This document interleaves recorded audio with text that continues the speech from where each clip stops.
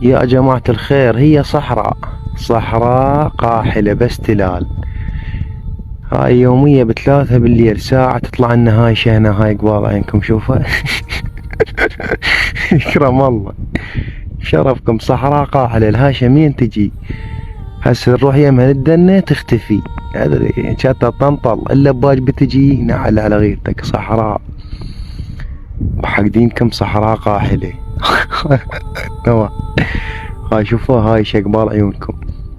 مثل ما شفتوا منتسب عراقي ينقل معاناته أثناء الدوام من أحداث غريبة أو الكائن اللي ما يسمى بالطنطل أو ما شابه ذلك، يقوم بإزعاجه أثناء الدوام أو الواجب وما يخليه يستقر ولا يرتاح. وفوق كل هذا الناس حازتهم وحاطة عيونهم عليهم، ايش قد يستلمون رواتب وايش قد ياخذون. يا ناس رأفة بيهم وبحالهم ادعوا لهم مكان هالحسد هذا اللي ما له داعي. وبالنهاية نسأل الله أن يحفظهم ويستر عليهم، وحطون لكم متابعة وانتظرونا بالفيديو القادم.